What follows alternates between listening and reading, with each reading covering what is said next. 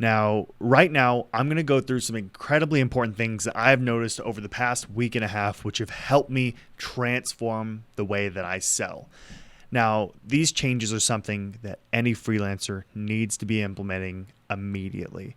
And what I mean by that is this immediately gave me the ability to move from selling a $1,297 program to a $2,500 program. And it will soon help me up that price to $5,000. Now, this is for a single individual program. How does this relate to a freelancer? Well, this relates to your ability to sell something on a retainer basis as well. Now, what you need to know is when it comes to selling something, it's incredibly important that you get the buy-in that you need from your buyer. So what that means is they will be speaking to multiple individuals. That's number one. Number two, they will be exploring their options. You are not their only option. So the one way I like to relate this is relating everything back to dating. If someone has multiple options, how do you make yourself stand out? Typically, the one way to make yourself stand out is the confidence that you have, right? So if people are thinking about spending money, thousands of dollars usually, right? $2,500 to $5,000 plus dollars. How do we get them to make that decision with you versus the 25 to 50 other plus people? This is a hard thing. But what I've done in the past week is I've completely changed my style to where, number one, I'm being more grounded in my voice, right? My tonality will go up and down throughout the sales call, but I'm no longer making myself this sound that might sound wild, but it just sounds more professional. When my voice gets up like this and I'm super happy to help you, it's really wild, but it doesn't make, I've been noticing people are a lot more adept to listening to me, number one. And number two, they're at a point to where they're taking me much more seriously and they believe me much more, right? They're taking everything I'm saying. They're like, okay, this guy doesn't sound like somebody just trying to use high energy to sell me, right? That's what most people want to avoid because it's really uncomfortable. So number one, the number one thing I've done is approached every single sales call with extreme level of confidence. So the one way that you do this, especially, I'm going to be talking about a closing tactic that I've been using lately that it has been working. The one way you do this is by testing and creating a script and following through with it. So I have one script I've been using specifically. I'm not going to give you the script right now. We can cover this on a later call. But for the script on my sales call strategy, it's a template. And I've been practicing all of the questions I'm asking, all of that stuff continuously. I will sit back and you could even ask Connor, who's my content marketer, who you'll see pretty regularly. He will sit there randomly throughout the day. He'll be working and just look up at me and be like, what is he talking to me? And it's like, no, I'm just practicing my sales script. You need to practice your sales script. If you want to be a successful freelancer, you need to understand your job is to become an amazing communicator.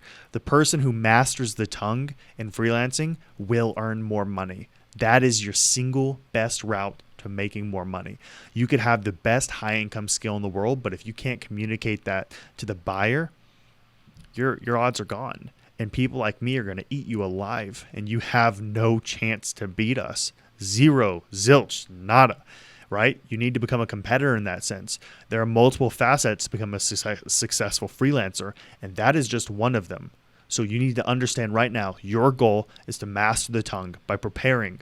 When I say that this is a war, it's not treating that in an aggressive manner. It's more along the lines of it needs to be treated that way. You need to prepare yourself. You need to practice. You need to do all of these things. You need to strategize. You need to do all of these things so that when the sales call comes, you're prepared for this conversation. That is extremely important, and you cannot forget this. So that's number one. Coming to this with utter confidence, understanding what they need, understanding how you could help, doing all of those things. Because when you talk really, really high pitch, and it's a sign of lack of confidence for the most part. It usually is. So keep that in mind. Coming from a grounded state, you understand what you're great at, and you're displaying that. Usually when your tonality goes up, you're talking about something that makes you somewhat uncomfortable. So, number two, how can you implement this strategy and increase your marketability and confidence, right? So this goes through the biggest factor. You need to be practicing this on a daily basis. I'm going to be hitting this home consistently, and I like to reference multiple things back to sports just because it works for me. Is most likely to, for example, in basketball, hit a free throw? The guy that practices it nonstop. right? You need to be practicing your at-bats consistently. You need to be going every single day and practicing that script or whatever else you're doing. Because if you're not doing that, you're going to fail. You're going to get on that sales call and they're going to ask that specific thing, or you're going to try to say something and it's going to sound really bad. And what we're about to go through right now is a sales closing tactic. If you aren't good at saying this and you don't practice it, you will sound sleazy, right? People are not going to trust you. People trust people who sound authentic and who are authentic. So you need to come off as an authentic person. And the only way you do that, again, is by practice, right? Otherwise, you are screwed. So what I've found with a lot of freelancers lately is they get to sales calls and they're not sure how to close calls. They have this amazing conversation and they get to the prospect and then it gets a sales process and they just don't know what to do in the sales process. They're like, so, well, do you want to join? This program costs this much. Do you want to join? And the buyer's usually going to say, well, what you said is all great, but I need to think about this. I'll get back to you tomorrow. Or I need to speak to more people. I'll get back to you later. Like they're going to say things along those lines, essentially, and that's okay. It's okay for them to want to explore their options, but let them know that we want to make sure that they're just not blowing you off, essentially.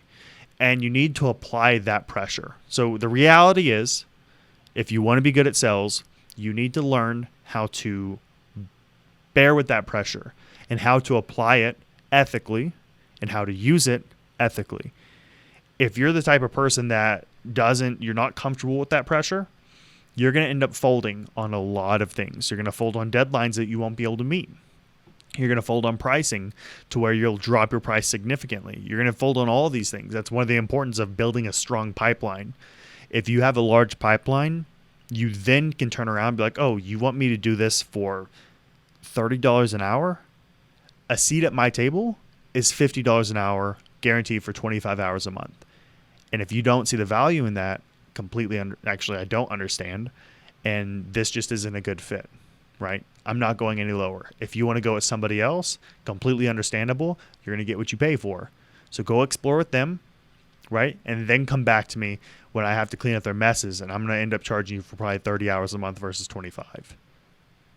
Now, right, the way I just said that. Now imagine if I was stuttering when I said that and I had a high-pitched voice, right? You'd be like, oh my God, this guy's a joke. I can't take him seriously. That's why we have to really practice. So when it gets time to the point, you've had this amazing conversation with the prospect, which we will cover at a later time, right? I think that this is just important to where you could use this after you've found a way to get to the very end of the sales call. And you feel like the sales call is going well. This is what I want you to decide. At least this to a certain extent, right? Use this to a certain extent and it will work. So this is a closing script. So this is for a program that costs $3,500. I'm going to tell them that pretty much the program is $2,500. So this is how the script goes. We offer a 24-hour incentive that brings this price to $2,500. Realistically, I want you to make this decision today and just tell me yes or no, because it's going to be expensive for both of us if I have to spend the next 2 to 6 weeks following up with you just to get the same answer, which is no. At the end of the day, there are only 2 things stopping you from making this decision. And by the way, in most of these sales scripts, I try to understand their pricing much further ahead of time. You want to try to understand those so when it comes down to this point, you can understand it. So typically, if I know the person can afford this and they're not ready to make a decision, what I'll say is like, listen, at the end of the day, there are only 2 things stopping you from making this decision. Number 1, you don't have the means to join the program, which I would completely understand. Well, we talked about this. You said your budget is around $3,500 or it's $2,000, right? This isn't far off. Or number 2, you're not ready to bet on yourself and take a risk. Now, my goal is to help you make the right decision for you, not just to take your money. So this choice is yours.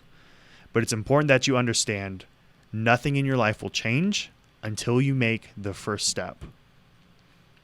Then this is incredibly important. After you say that, you shut your mouth and you don't say a single thing. Because when you start talking more and more, it lowers you from the position you just put yourself on. You just put yourself on high ground, and if you keep talking, you're going to be dropping your value more and more and more because it shows that discomfort. That silence is really important to create the discomfort for them to make that decision. And this is completely ethical, right? And the reason why I have all of this additional stuff, I used to say realistically, I want you to make this decision today and just tell me yes or no, because it's going to be expensive for both of us. I have to spend the next 2 to 6 weeks following up with you just to get a no. I used to just stop there. And the reason why I do that is people are like, oh, you offer a 24-hour incentive. Well, I'm pretty confident if I came back in 48 hours, you'd still honor it, right? So odds are they are going to be thinking that. And how you separate yourself and make this look ethical is by giving them a means, like a reason. Hey, and a close friend of mine told me this. He's been using this strategy, and I think that he got it from the book Never Split the Difference, or at least Chris Voss, who's a master negotiator. He talked about how he uses this. You're giving them a reasonable reason on, hey, I want you to make a decision because I don't want to waste my time or your time for the next 2 to 6 weeks just to get the same answer. So give me the answer today. You know what? If you're on the fence, then just say no. It's okay, right? I only want to work with individuals who are completely confident or are ready to bet on themselves. And you want to say bet on themselves. So there's a couple key differences for the sales closing script, and we need to understand who you're speaking to. Now, for someone that's more in a situation of you're selling to someone who, let's say it's an individual wanting an app built for a fitness program for their business or something along those lines, you could use a script very, very well. If you're selling to someone more corporate or things along those lines, this isn't appropriate for that. What you'd want to do in that circumstance, and I don't have to do this super often, but what you want to do in that circumstance is listen, I need to know that you're not just going to be like, whenever they're going to say something along the lines of, hey, well, we need to take some time to think about this and we'll get back with you. Great, that sounds good. But I need to know the reason why this 48-hour incentive is put in place. I need to know that you're not just shopping around just to leverage me against somebody else, right? I need to know that you're taking this seriously and that you plan on making a decision. Because if not, just tell me no. It's no problem. Like, are you wanting to make this decision now, or are you just kind of getting ideas and thoughts together, right? If you're more ready to make a decision, you have 48 hours to make that decision. Otherwise, just let me know and just tell me no, right? And I'll be able to move on. You want to make sure that this fits the circumstance that you're in. So if you're selling to an individual or even a small business, that it's still an entrepreneur who is making personal risks out of his pocket at the very top, and they're still having to make a bet on themselves in that sense, this fits perfectly, right? And a lot of the times people we're going to be working with, for the most part, on the projects that will help us slightly grow, like the massive projects will help us reach pretty long-term growth, like some pretty substantial growth. But what most freelancers are going to be closing initially to help them get to the first 16K in revenue, that's typically going to be programs like this, right? You're selling to single entrepreneurs, things like that. So it's really important that we play that. And you have to understand that these individuals have massive problems when it comes to them making decisions. And most of the time, money is not the problem realistically. They can get the money together for the most part. The biggest problem is they're not comfortable making a decision, right? They're scared of making a decision and betting on themselves. That's what it is at the end of the day, right? That's the biggest problem. So DevSlopes, right? My client DevSlopes and Mark, right? We help people become iOS and Android developers, all of this great stuff.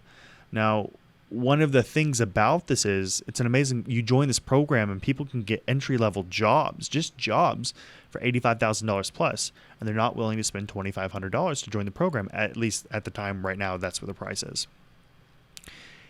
That's an easy decision. You spend $2,500 to go make $85K plus, easy decision. Now, the problem is people aren't ready to bet on themselves. They might have that money, or it's just so far out of view for them they can't see it. And those people, you're never going to be able to close them who just don't see it's feasible. Right? You can't talk somebody into something like that. Like you're trying to talk somebody who has a fear of heights into going to climb Mount Everest, essentially. It's just not going to happen. So it's important that you understand that. But for the people who are on the fence, who you need to help them make that decision, right? They want to make it, and realistically, you're doing them a favor by helping them make that decision. So it's really important you keep that in mind. So if you're a developer, you need to help them manifest that goal. If this dream or if this app helps them achieve the point to where they could build they could close let's say 500 new students or new individuals a month on a fitness app, and they pay $25, help them see the vision of what this could do for them, right? And show them how you're going to help them reach that vision. You have to really do a good job manifesting that dream for them so that they could see that, okay, I'm going to spend $2,500 with them over the next 6 months to get this app made.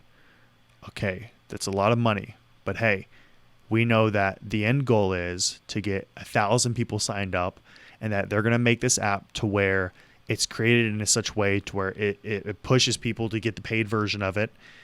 Okay, I could see this, and then I could start pre-selling it by week 4. Okay, I could see this.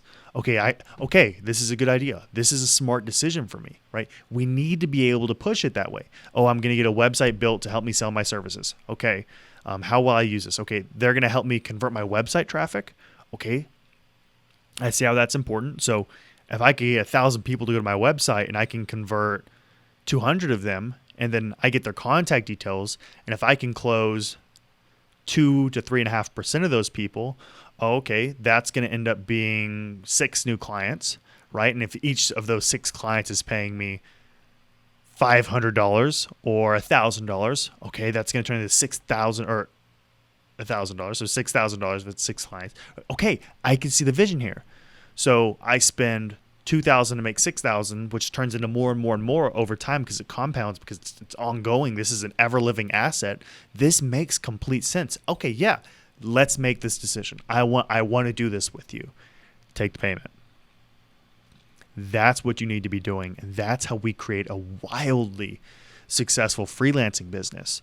You're mastering the tongue, the art of sales, the art of persuasion, right? And this is something you have to do for dating, for life, everything. And then understanding how to handle yourself under pressure. If you can't do that, you're out of luck. You're not going to have a lot of success, and this is not going to go well with you. You have to learn how to master these things. And I tell you what, right now, this was not an easy process for me to do, right? This took a long time for me to develop these skills, but you could take these and learn much, much faster because I'm giving you the baseline skills of what you need to become successful. So please take this, implement it, listen to it multiple times. This will help you become successful. In a matter of 6 months, 3 months, you could easily bring your revenue up to $13,000 to $16,000 a month, right? That's the goal of what you're going for, and it is not a wild goal. Realistically, that is not a lot of money. It seems like a lot of money right now. It is not. When you factor in taxes, everything else along those lines, you need a lot more, right? So that is the mentality we need to take. We need to take a mentality of, and I've been really getting to Stoicism lately, but one of the concepts I'm really thinking of myself about whenever it comes to everyday life is how can I be fluid? How can I be adaptive to the situation?